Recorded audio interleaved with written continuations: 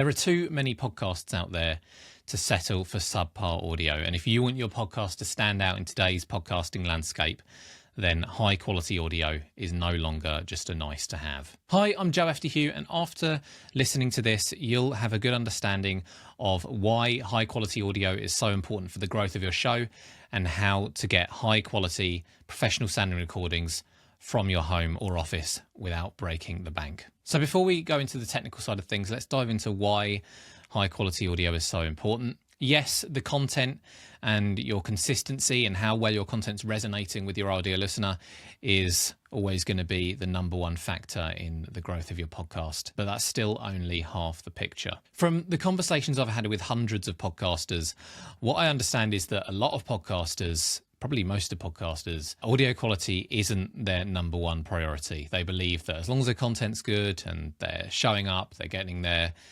content shared on social media, maybe they're putting some money into ads and things, then people will show up and they'll keep listening and stay subscribed.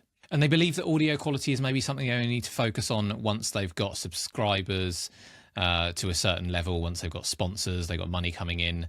But by laying this groundwork early on, and you don't have to spend too much on it, like we mentioned, you can elevate your podcast. You can avoid wasting time and money promoting something that sounds subpar. So I'm going to share with you 3 points in this first section to try and convince you why audio quality is something you should be focusing on. There are millions of podcasts out there, and some of them sound great and some of them don't. And that's okay. Some podcasters might not be as interested as others in getting rapid growth for their show. But for those who do want to grow their shows, having your listener click on one of your episodes and then being greeted by this warm, intimate, professional sounding recording is going to capture their attention far easier than an echoey, tinny, unedited, noisy sounding episode. And they might not even know it. They might not be thinking, wow, this podcast, the audio quality sounds amazing, but some of them certainly will.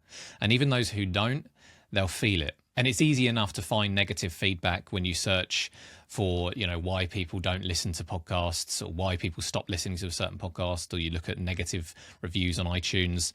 You will find people who have stopped listening because of the poor audio quality. It's not just about having great content, although obviously that's extremely important. It's about how you're delivering that content as well. Secondly, the research agrees that audio quality plays a big part in how the listener perceives the speaker who they're listening to. A study titled Good Sound, Good Research by Erin J. Newman and Norbert Schwartz concluded that after listening to the same recording, some listened in high quality, some listened in low quality. They found that the ones listening in higher quality evaluated the research and the researcher more favourably than those who listened to the recording in lower quality. Now, this is relating to scientific topics, but it can be applied to any other topic, especially if you're putting yourself out there as an expert or you're interviewing experts and trying to teach your listener something. And lastly, let's talk about your brand. Your podcast is not an island. It's a representation of your brand and your expertise and your credibility. And for those of you out there who are podcasting to raise your profile or grow your business, your podcast should exemplify your brand. Now, I know a lot of business owner podcasters who they'll happily spend thousands, even tens of thousands on their brand, on their logo, on their website, everything like that. But then their podcast, they are reluctant to shell out, $100 or whatever to get a high quality microphone so that their podcast has that same level of professionalism. Think of your online content and your podcast as like a digital storefront. And, if somebody's walking into a dimly lit store that's messy and they can't find what they're looking for, even if the front of the store looks flashy and it has a nice logo or something, they're going to have a bad experience. Investing in high quality audio shows your listeners that you value their experience and that you take your podcast seriously. And speaking of investment, let's now talk about how much this is going to cost you. So we've already established what it could cost you in terms of not getting high quality audio, the reputation, and in terms of the speed of the growth of your podcast. But what is it going to cost to, upfront costs and ongoing costs to put together this high quality content? In terms of the upfront costs, To build this home or office studio that's going to be able to capture you almost studio quality sound, you only need to be spending around £100 or $100 up front. And again, I know podcasters who are willing to spend thousands of pounds a month on professional editing and putting together video clips and things to share on social media, maybe some paid advertising, but they're reluctant to spend that upfront cost on something that is going to elevate every episode going forward. And then the second consideration is the ongoing production cost. So you can learn all this yourself and do it yourself, which is obviously going to take a lot more of your time. If you have the budget, you can outsource this. And we're talking about editing, mixing and mastering here. Editing to make everything sound concise and cutting out all the ums and ahs and everything, but also getting a podcast to the position where you're only delivering the value that your ideal listener is after. And then mixing and mastering is that extra layer of polish on top to secure that studio quality sound, even though you're recording in your home or office. If you outsource this, it could cost you several hundred or even several thousand a month. But it's possible to keep this low if you're working on some aspects of it yourself, or if you only focus on the most important parts. I know some podcasters, they really want to get their episodes out on YouTube as well. But if you don't have the budget to make them sound and look amazing, then it might be worth considering if you should just stick to making your audio episodes the best they can be before taking the leap into video as well. So hopefully I've convinced you that audio quality is essential to the growth of your podcast and that it doesn't have to cost you a huge amount of money either. But let's talk about how you're going to spend that money in the most efficient way and how to set up your equipment to get the most out of every recording. So let's talk about the gear. So there are 5 to 10 pieces of equipment that you'll need to set up a home or office studio. And that will vary depending on the kind of podcast, the format of your podcast. For a basic solo setup or for recording remote interviews over the internet, you'll need the following. Firstly, of course, you'll need a computer, Windows or Mac, it doesn't matter. Secondly, a high quality dynamic microphone. And this is possibly the most important part of this list. So something happened a few years ago when podcasts started to gain traction and there were a lot of blogs coming up about podcasting and recommendations for equipment. Some of them are written by humans, some of them are written just by AI aggregating reviews. And marketing had something to do with it. But it seems like a lot of podcasters have been recommended to use a condenser microphone like the Blue Yeti or some of the other cheaper condenser microphones you'll find on Amazon. And unfortunately, these aren't the best option for most podcasters. And if you already have one of these microphones, I'm not saying you need to go out and buy a new one necessarily. There are ways of making the best of what you have. And some of them are no means terrible, but it is harder with these condenser microphones to get that warm, intimate recording.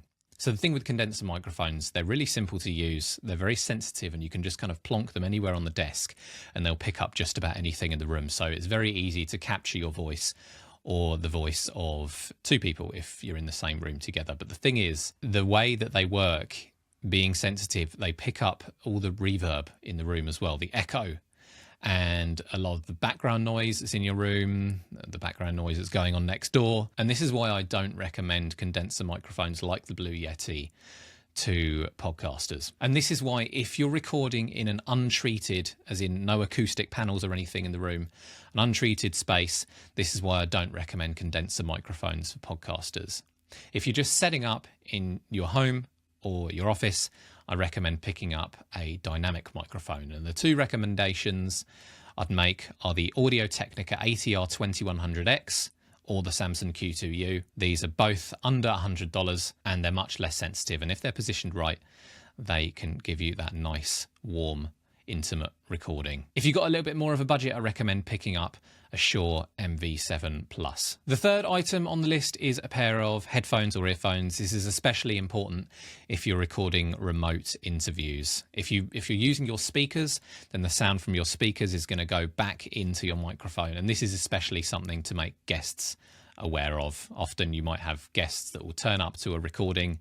They don't have any headphones or earphones and their side of the audio could get completely ruined. So it's just something to make them aware of before the day. Fourth on the list is using the right recording software for your podcast. So if you're recording remote interviews, I recommend a locally recording software like Riverside or Zencaster. What these do is they record the audio locally on each participant's computer and then upload it, which means that your recording quality isn't going to be affected by any network issues or anything. If you must use Zoom, then just keep an eye on the settings you're using. You want to be turning on original sound for musicians, and you want to make sure that record a separate track for each participant is turned on so that they can be edited separately. If you're not recording an online interview though, if you're recording locally, you can just use something like Audacity or GarageBand, both free pieces of software, and then record directly onto your computer. And this way you're going to be avoiding any kind of network issues and you don't have to pay for it. Then next, I recommend picking up a boom arm or desk clamp for your microphone. Rather than using the little desk stands that you get with your microphone, which can pick up taps on your desk and they also make it very hard to position the microphone correctly, you want one of those arms, which can set you back around £20, $25 or so. And this will allow you to position that dynamic microphone directly in front of your mouth.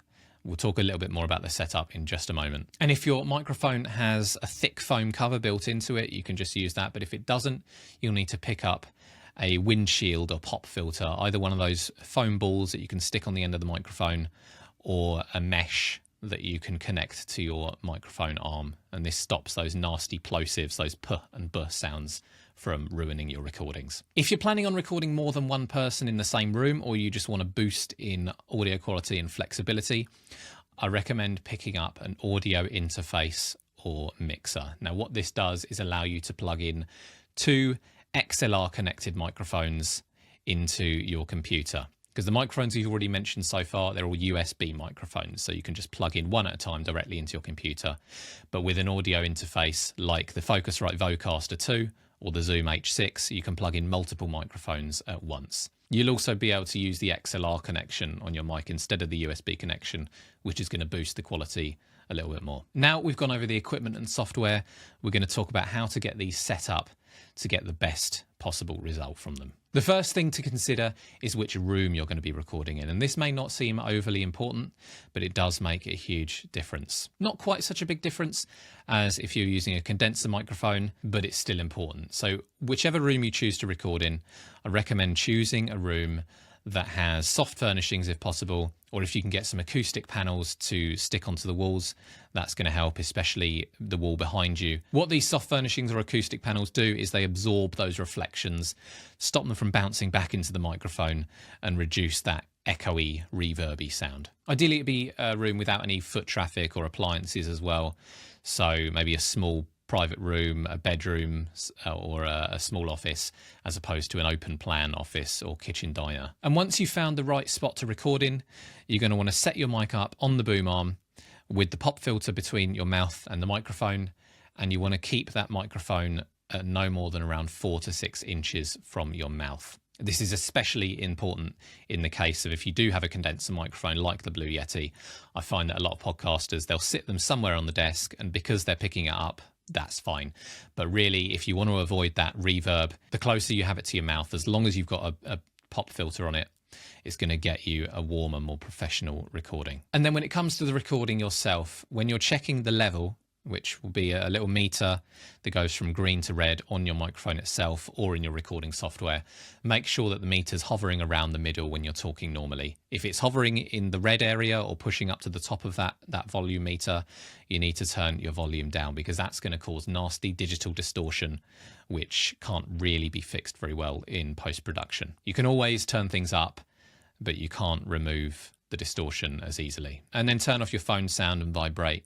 Make sure a guest is doing the same. Remove any jingly jewelry or anything else that's going to make noise in your vicinity. And if you do all these things, then you'll be able to take your recordings from one that sounds like it's been recorded by an amateur to one that sounds like it's been recorded in a studio. It may take some tweaks to get things sounding just right, But even if you can get things 80% of the way there, it's going to give you a huge boost and help you stand out from the other podcasts in your niche. And as we discussed, after recording, you'll want to get this edited, mixed and mastered to get your listener the best experience possible, which you can learn to do yourself, or I recommend outsourcing it if you can. But if you stay consistent, keep listening to feedback and improve week on week, I'm confident that it's going to take your podcast to new heights.